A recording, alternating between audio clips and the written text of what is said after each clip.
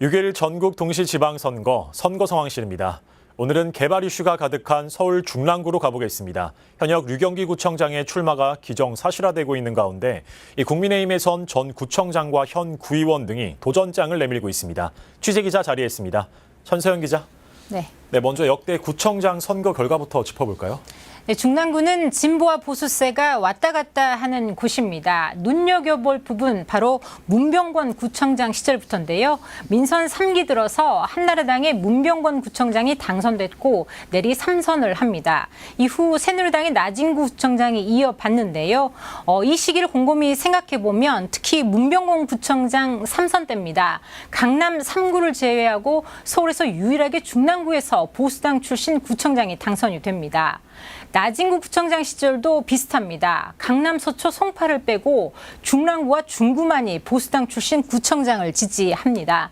사실 당시만 해도 중랑구가 재정 자립도가 높거나 흔히 말하는 잘 사는 자치구가 아니었거든요. 때문에 보수당 출신 구청장이 승기를 잡은 것에 대해 많은 사람들이 특이하다라고 말할 정도였습니다.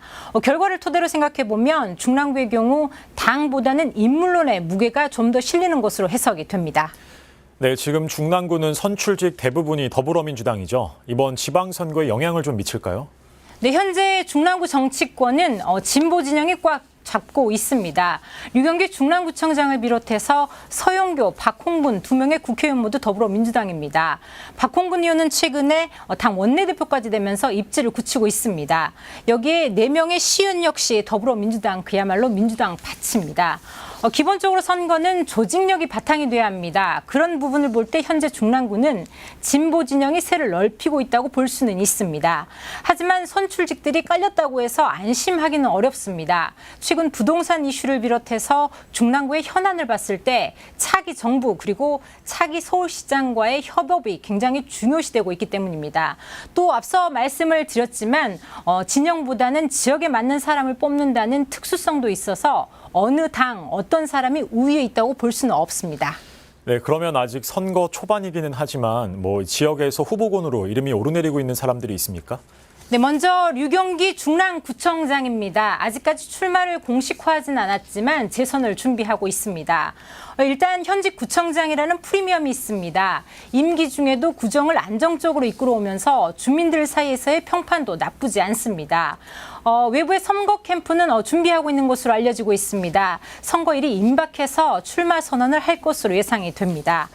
구의회 의장인 은승희 의장도 선거 출마를 고민하고 있습니다. 6대와 7대, 8대 구의원을 지냈는데요. 최근 통화에서 주민들을 위해 봉사하고 싶은 생각이 있다고 말했습니다. 다만 결정을 하기 위한 시간이 좀 더 필요하다고 이야기했습니다. 조만간 입장이 나올 것으로 생각이 됩니다. 자, 국민의힘에서는 나진구 전 구청장이 준비를 하고 있습니다. 지난 3일 출마 선언을 하고 선거 운동에 열을 올리고 있는 상태입니다. 나진구 전 구청장은 출마 기자회견에서 중랑구는 성장 잠재력이 있는 도심에도 불구하고 무능한 구정 운영으로 인해 지역 발전이 정체되거나 퇴보해 왔다며 현 류경기 구청장을 저격했습니다. 또 오세훈 서울시장이 과거 서울시장 재임 시절 행정부시장으로 일했던 경험을 내세우며 오세훈 시장과의 파트너십도 강조하고 있습니다. 현직 구의원인 서상혁 의원도 출마를 확정했습니다. 서상혁 의원은 젊은 초선 의원인데요. 이제는 관료 출신 구청장을 좀 지향하자, 또 젊은 구청장으로의 세대 교체가 필요하다는 점 등을 강조하고 있습니다. 이 밖에 한국 초고층 도시건축학회 연구원장으로 있는 안형준 씨가 구청장 선거 예비후보 등록을 한 상태입니다. 네, 당내 경선 등을 통해 어떤 후보들이 대진표를 이루게 될지 궁금해지네요. 천서영 기자 잘 들었습니다.